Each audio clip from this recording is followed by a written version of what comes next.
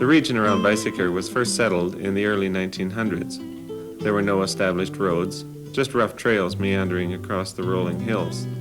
The first settlers disembarked from the train at Crossfield and made their way east across the prairie to Beiseker. A colonization farm had been established to receive the settlers' families, cattle, machinery, and belongings. We stopped in Calgary for a day or so and then came to Crossfield and then came out to the colonization farm, and from there moved out to the land.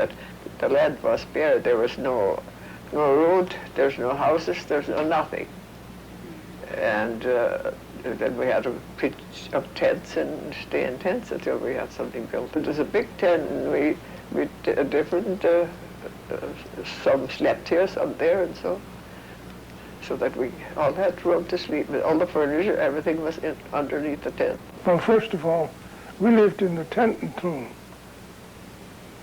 was it a few days after Christmas, a few days before Christmas? Lived in the tent. But if I said I'd ever got cold in the tent, there was 3 or 4 inches of snow laying around outside, I'd be lying because I never got cold. We had good bedding. We had a heater in there, but the fire would go out. And my mother would get up in the morning and start up the fire, and by the time us kids got up, it was nice and warm in the tent. And then they built a house. And after the house was built, they moved in. We laughed at why we lived in there. Next summer we went to work and got some clay out. Got in there and tramped a little fine straw they had in it, and that's what they plastered it with. It was rough, but it was better than nothing. It was a 2-room house. It consisted of the living room and kitchen, dining room combined, and a bedroom with 2 double beds. Hattie and I had one bed, Mom and Dad had the other, and Reinhardt probably in a cradle, which they had those days, and all the relatives, Grandma Wegener and Grandpa Wegener and Uncle Rich Wegener and Aunt Emma Wegener, they slept on the attic. To get to the sleeping quarters in the attic, you had to go on an outside stairway. That was built outside of the house, so that you got up there for your night's rest. And we were eating good. We had a big garden, we had cows, we had chickens, and all kinds of animals, to kill, to eat. And then we could sell the butter and the eggs, take them into the store and trade them off for the groceries that we couldn't raise. And we got along fine. We always had enough to eat. Of course, in the fall, they'd buy about 1,000 pounds of flour. So we were sure on that the other things we had to get as we needed them. There was prairie chickens around, and my husband was a good shot. When he saw them, he had them. And we always said there was no law. You could shoot as many as you wanted. Ranches had been established in the area in the late 1870s and before the farmers arrived. Cattle were wild, roaming freely, and horses were an important part of life, supplying transportation and horsepower. We shipped 15,000 horses from the district from Calgary to Carbon to eastern Canada. When we first came to the ranch out there, my father bought all Moss's horses and cattle as well as the ranch. And at one time there was 700 horses with the Box D brand on them running in the sandhills. They were big domestic horses that just needed to be broken in. They were broke and broken and shipped to Saskatchewan. We figured on $15, a margin of $15 a head. And we'd buy them here for from $40 to $80 a head, and $30 a head expenses. If you'd get $300 a car, that was a lot of money. Cattle ran out in a wide open range, and in the fall of the year, everybody'd get together and they'd have huge roundups. They'd round up thousands of head of cattle, and by the brands they would sort them out, and then each rancher would take his cattle to his home place where he'd winter them. most of the ranchers didn't own a whole lot of land because all they needed was a home place to winter them. The rest of the year, they just simply run a wide open range. I know he did say that he used to market some of them at Carbon. I imagine a lot went to Calgary, and it was during that time that the man that's very well known, Burns, who eventually set up the Burns packing plant, was also running huge herds of cattle in this area. They'd be driven on hoof with saddle horses because, you know, there was no other transportation at that time. The only transportation really was teams of horses and wagons and saddle horses. The ranchers never did settle up on the high plains, you might say. They always sought the river flats because there would be natural shelter for the cattle in the form of bush and trees, and of course there was also water. In those years it used to rain a lot more in this country, and as I said, they would just go out and cut their hay on any good spot out in the open range. There was no fences, there were no boundaries. Tradition dictated who would get the hay off a certain area. Had they been cutting hay there previously, it'd be anticipated that that rancher would cut hay there again. So it was just wild hay, and it grew very well in this country at that time. But you must remember, in those days, the loam was deep, there was a heavy grass cover, and the grass did very well in this area. With the advent of farmers, the free range was partitioned and fenced. Ranchers sold off their cattle, and ranches slowly evolved into farms. The CPR opened this land for settlement, which was our free range up until that time. Most of the farmers moved into the area about 1908 to 1910 and later.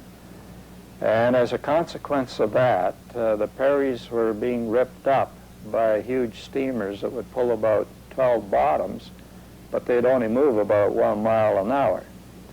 But nonetheless, they did tear up much of the prairie, and fences were built and deeds were taken out. The people who settled in Beiseker were largely of German extraction. Noted for their good farming practices and husbandry, they had been invited to Russia to share their knowledge of farming with the Russian peasant. They had eventually emigrated to the American Northwest. They were enticed to the Beiseker area by the Calgary Colonization Company, a company whose founder, T.L. Beiseker, bequeathed his name to the town. German language and traditions were cherished until the Second World War. Land was cheap in the early days. Farmers were attracted to the area because of its affordability, and it was available to anyone who was courageous enough to farm. And there was an old homesteader there with a sod house and barn, and there's 2 quarters up here, the CPR. So we bought out the homesteader and these 2 quarters for $18 an acre. Fishers and Kimes, they had money, and they bought a steamer in the States and had it shipped up. And then they did breaking for people. They broke for us 100 acres. Then later on, we'd break it ourselves with the sulky plow. Holy smokes, you'd make 8 rounds in the forenoon, 14-inch rounds, you know, shears like. And then 8 rounds in the afternoon again. So you had 16 furs laying there. Slow business. When they had the old thrash machine like the one that sits out here in the corner, you had all the bundles and pitch them in, load them up, and stoke it, cut it, and stoke it, which was a lot of work and hard work. Tell you bend down every minute or so and pick up a bundle and set it in the stook, and you only allowed so many bundles to a stook. If you made them too big, then if they got wet, they wouldn't dry up. And we used to get rain, and they would get wet. On the farm, everyone from the biggest to the littlest had their own work and the responsibility of some particular chore. With no running water, electricity, or plumbing, the farm wife could be expected to work from sun up to sundown. I had to do all the chores. Milk cows, separate, especially in this busy time of the year. which was hard work. I used to bake about 40 loaves of bread because no bought bread. They used homemade bread for lunch for school, you know. So you did a lot of baking, a lot of cooking, and you'd have a big garden. You'd can vegetables because you had no deep freeze. At thrashing time, they used to take a whole quarter of beef, and they'd have a pulley, and you put a sheet around it, and they'd pull it up in the windmill. And then every morning you'd let this down and cut off what you need for the day, and it would keep. When we had children, I'd wash on the board, give the baby the bath, wash on the board, and then hang the clothes out. How many children? Ended up with 13. I always said, I thought, well, it'd be nice to get married, be your own boss, but that doesn't always work that way. Virginia, and Lena, Marie, Raymond, and then I think it was Vera, and Pat. Am I running out? Who comes after Pat? Jeannette, and Fritz, Edna, Jerry, Carol, and Joan. Is that 12? Because 13, the baby died when he was a little fellow, Douglas. Yeah. The settlers came to an area where doctors were scarce. The people had to look out for one another and became quite adept at helping out. Well, about 10 o'clock that evening, we all went to bed. I was downstairs in my mother's bedroom, and they were upstairs with Jeannette. So about 10:30, Reinert came down, and he said, Ella isn't feeling well. Well, I said, rush to Beiseker and get Vera. And Reinert never had a hair out of place. His hair was always combed just the right way. So there he stood at a mirror combing his hair. I said, stop combing your hair and get Vera. So he went to Beiseker, and Vera phoned Dr. Fowler. But Dr. Fowler, it was the spring of the year when it was dry, and soil had drifted into the ditches along the highway. And as he went to Linden to pick up the nurse, he backed up to turn around, and his wheels stuck in the car and were spinning, and he couldn't get out. Well, I stared out of that upstairs window until after midnight, and finally Vera said, well, Eva, you have to hold the lamp because I think the baby is going to be born.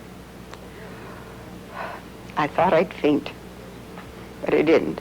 She said, you have to hold the light. I said, all right, I'll hold the light. But I said, I'm not going to look. Well, she said, you better look because you may never see this again.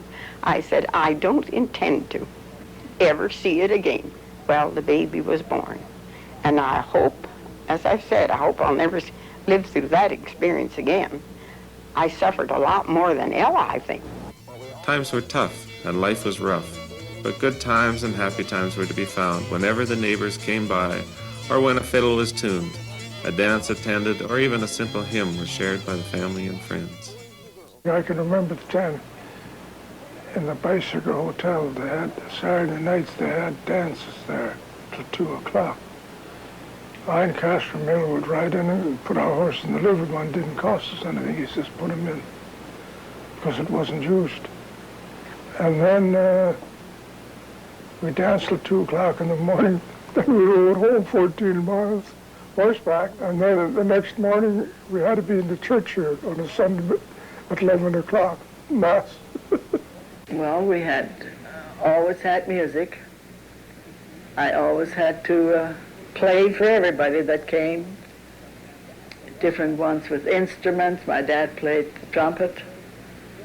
And we had lots of gatherings. My dad played the violin. Well, when they sang, my dad usually played the organ. He was a pretty good musician. Sometimes he would play the violin, and my Uncle Ed, he would chord on the organ for him. He made some pretty good music. The Reddings and the Alberts were our neighbors and very good friends. So when they would come, they would stay for the whole evening. And Mr. Albert and Mr. Redding, they played the mouth organ. And then they would dance in the kitchen. And of course, we kids just loved it because there was nice cake and sandwiches, and you could have all you'd like. And then when we would get too tired to watch them, they'd dance all evening and stay until daylight the next morning to see the way home with the horse and buggy. And we kids would just lie on the bed crosswise because there wasn't room for all of us. We'd just lie there with our clothes on, just take our shoes off. Boys and girls, all of us, because we were only maybe 7 or 8 or 9 years old. We'd all pile onto the bed and sleep there until the neighbors were ready to go home.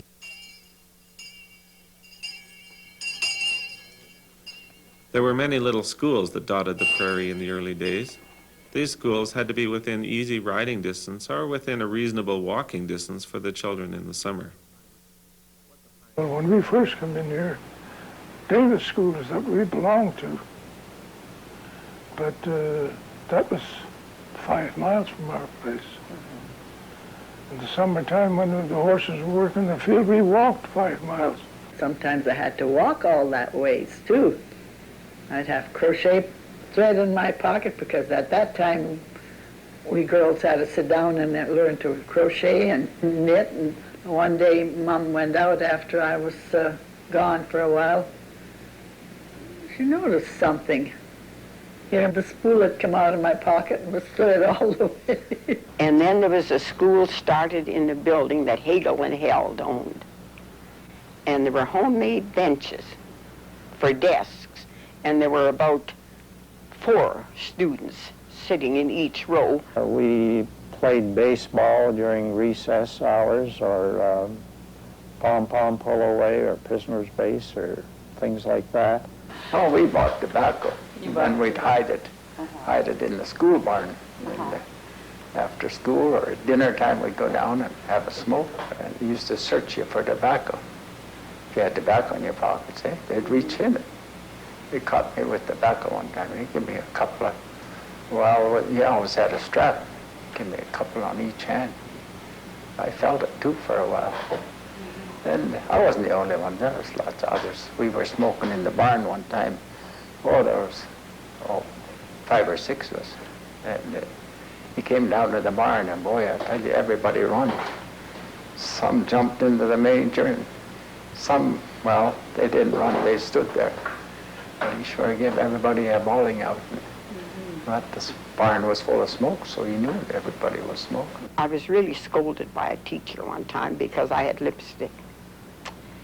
And at that time, I was the only girl in high school. The boys would tease me, and they had found a lipstick in my pocket. And I didn't know Miss Bertheson heard this, and I said, "Oh, somebody took my lipstick."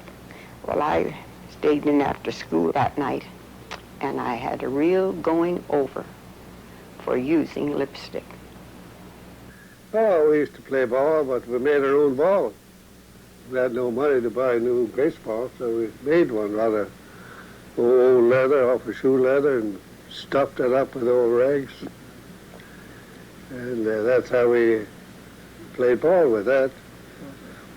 We used to go to town Sunday afternoons and play ball, but then we just, there'd be a bunch of kids come in there, you choose up sides, you play against each other, eh? Pioneers were largely responsible for providing their own nourishment, but they had to rely on the local grocery store merchant for some foodstuff.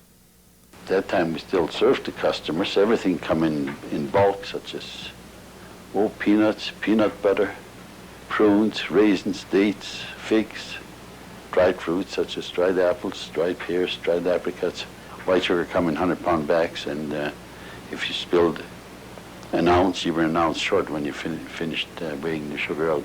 If a man come in to do the shopping, in most cases it was the men that did the shopping, they would bring in a grocery list and they would just hand it to you. And then they would go, they'd come back maybe in an hour after or a half hour after and pick up their groceries, and away they'd go. A lot of the farmers, they didn't have any income of any kind till the fall of the year.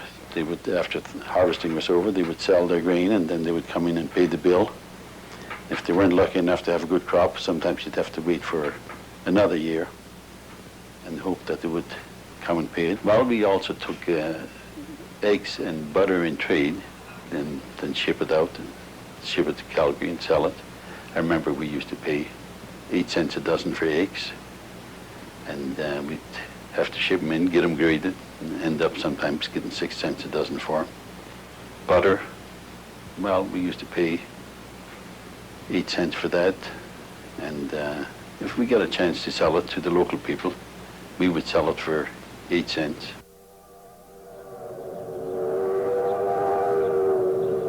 Trains were an important element in the new community, acting as transportation and communication links to Calgary. Like I say, groceries and any kind of small parcel traffic. And carloads, well, they picked up grain, they handled the grain out of there, and there was a time when cattle were shipped out. I can recall both railroads handling cattle out of there, and they used to bring in coal, carloads of coal, because in the early days, why, that was what people used to heat their homes. And I can remember carloads of flour coming in too to the store. They'd buy it in the fall, a whole carload of flour would come in. And there were occasions when carloads of fruit used to come in too, and they would sell, the storekeepers would sell the fruit right out of the car. If you got a telegram, it was your responsibility to see that it was delivered to the person it was addressed to, and if it was humanly possible, why, you had to deliver it. And if it was out in the country, well, the best you could do sometimes, if you could get a hold of a neighbor that was out that way and happened to be in town, well, you send it out with him, otherwise you put it in the post office. The CPR and CNR were also indirectly responsible for some of the early spring floods in the town. The 2 rail beds acted as 2 dikes that trapped spring runoff. The culverts were too small to pass the rush of water onto lower ground, and the water backed up. In the spring runoff, the water started to move, and the creeks started to overflow. And right across here at the tracks, coming down from the northwest, why, it was all one lake, and the water was going over the top of the tracks. It was right up that high to the rails. Well, that didn't last too long. When the big push was over, it went back down again, but there was sure a lot of water Main Street. But some of the places I had to put up some sandbags in front so it wouldn't run over into the buildings on the sidewalks and so on. Many of the voices of our pioneers are stilled now, but the voices of those who remain tell of a life of endurance and survival in a primitive land. Their voices reflect the humor that helped them to bear the small hardships, and their voices reflect too the deep and sustaining faith that made them endure the larger ones.